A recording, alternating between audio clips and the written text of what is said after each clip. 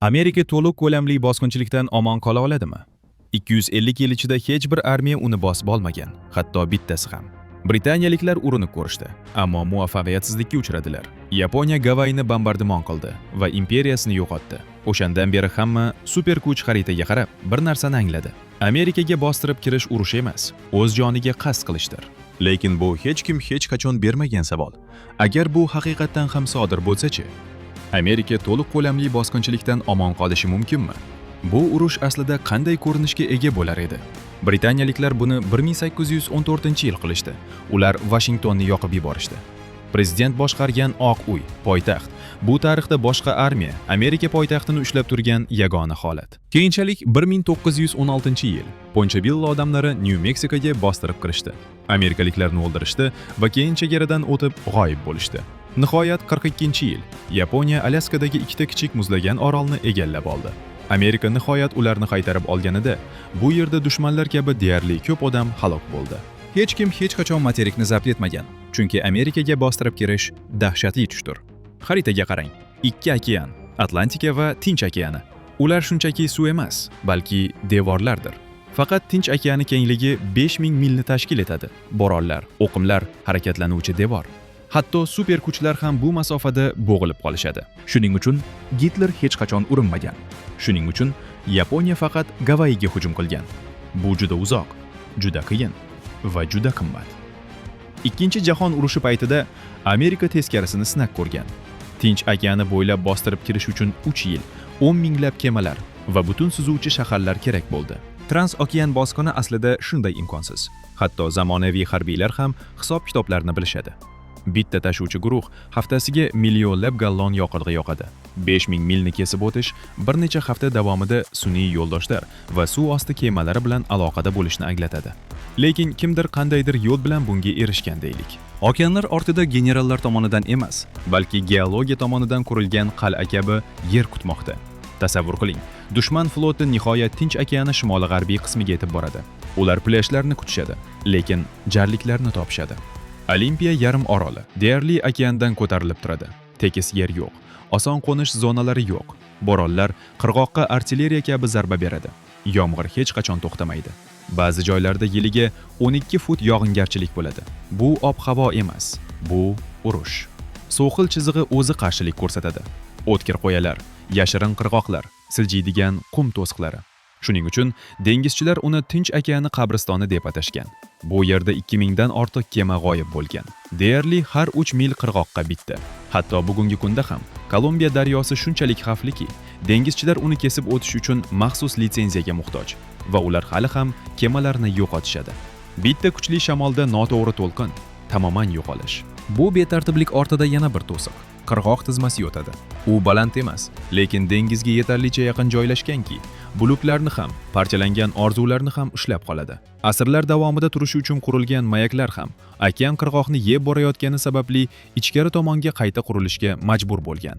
Shuning uchun bosqinchilar shaharni ko'rishdan oldin yomg'ir, loy va botqoq bilan jang qilishlariga to'g'ri keladi. Faraz qilaylik, ular qandaydir yo'l bilan qo'nishga erishdi. Endi esa haqiqiy dushman paydo bo'ladi. Qit'aning o'zi, cho'llar, tog'lar, botqoqliklar, qo'r. Har bir mil boshqacha, har bir hudud dushmanona. Qo'yali tog'lar g'arbni ikkiga bo'lib tashlaydi. Missisipi o'z tekisliklarini toshqinga bo'tiradi. Apalach tog'lari sharqni cheksiz tizmalarga aylantiradi. Har bir to'siq armiyalarni bo'lib yuboradi va yoqilg'ini yeb bitiradi. Hatto Amerika qo'nchilariga ham uni kesib o'tish uchun haftalar kerak bo'ladi.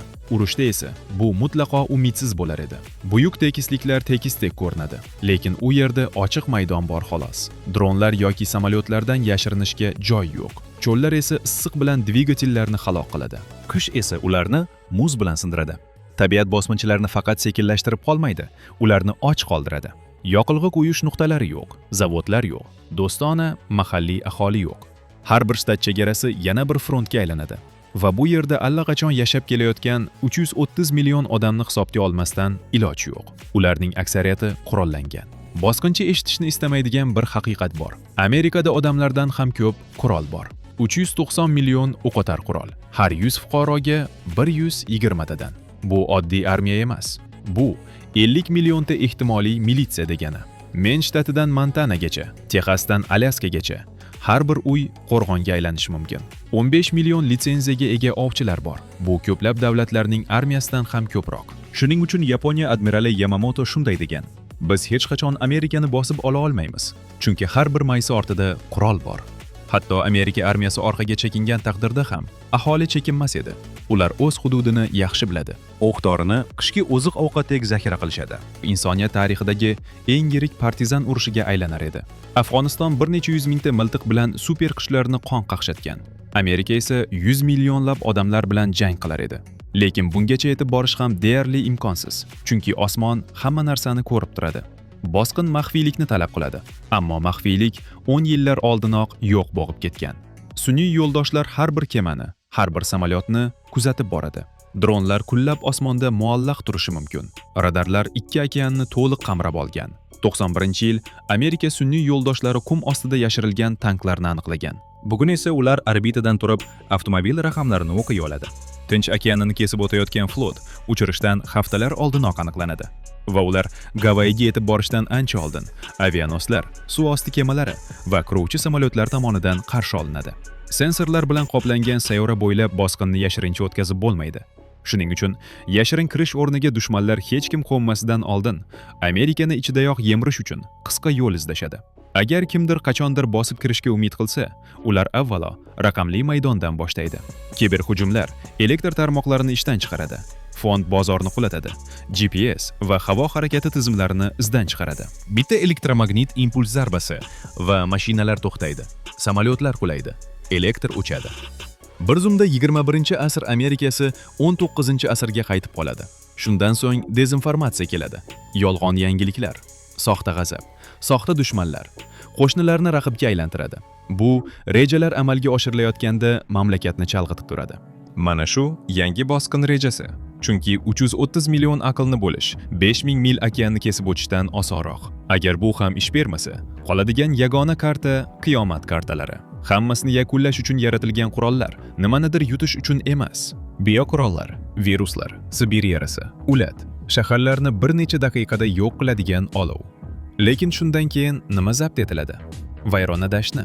Ularni ishlatishning o'zi ham o'z-o'ziga qasd qilish. Amerikaning ikkinchi zarba arsenali o'zaro yo'q bo'lishni kafolatlaydi. Agar qit'a yonib ketsa, hujum qilgan tomon ham birga yonadi. Shuning uchun dushmanlar faqat ko'z-ko'z qilishadi. Tahdidlar, raketalar, paradlar. Bularning hech biri u okeanlardan o'shib o'ta olmaydi. Chunki ularni nima kutayotganini bilishadi. Tarixdagi eng yirik, eng ko'p sinovdan o'tgan armiya va uni qo'llab turgan shunday yer borki, u bosqinchilarni askarlardan ham tezroq halok qiladi. Rossiya, ular hatto Ukrainani ola olmayapti. Xitoy armiyasi ulkan, lekin 79-yildan beri jang ko'rmagan. Amerika esa bir asrdan beri urush qilib kelyapti. Yevropadan Tinch okeanigacha, cho'llardan jumlilargacha har bir urush logistika, texnologiya va qo'mondonlikni takomillashtirdi. Dengiz qushlarida 11 avianos bor. Qolgan butun dunyo birgalikda ham shuning yarmiga ega. Havo kuchlari Yerning istalgan nuqtasiga bir necha soat ichida zarba bera oladi. Amerikaning har bir shtatida har bir ko'prikni, har bir qishloq yo'lini biladigan Milliy gvardiya bo'linmasi mavjud. Hatto kimdir qo'shin kuchira olgan taqdirda ham bir kun ichida Guam, Yaponiya, Germaniyadan qo'shimcha kuchlar havo orqali yetib keladi. Chegaralar, ittifoqchilar, okeanlar, qalqonlar, qurollangan xalq, kuzatib turgan texnologiya. Shuning uchun hech kim urinmaydi. Chunki Amerikani zabt eta oladigan yagona kuch Amerikaning o'zi. Bo'linish, nafrat, fuqarolar urushi. Lincoln bu haqda ogohlantirgan edi. Agar yo'q bo'lish taqdirimiz bo'lsa, bunga sababchi ham, yakunlovchi ham o'zimiz bo'lishimiz kerak. Agar Amerika qulasa, u tanklar yoki kemalardan emas, bahslardan, algoritmlardan qulaydi. Xo'sh, chet davlat umuman Amerikaga bosqin qila oladimi? Urinib ko'rish mumkin, lekin bu tarixdagi eng qonli tavakkal bo'lar edi. Okeanlar flotlarni yutib yuborgan bo'lardi. Havo zarbalari karmonlarni yoqib yuborgan bo'lardi. Fuqarolar ko'chalarda jang qilgan bo'lardi. Balkim bir shahar yo'nar, lekin butun mamlakatni zabt etish hech qachon. Chunki okeanlar uni himoya qiladi, yer uni asraydi, xalq uni qurollaydi, texnologiya esa uni qo'riqlaydi. Ish berishi mumkin bo'lgan yagona bosqin ichkaridan boshlanadigan bosqindir. Agar video sizga ozgina bo'lsa ham yoqqan bo'lsa, obuna bo'ling.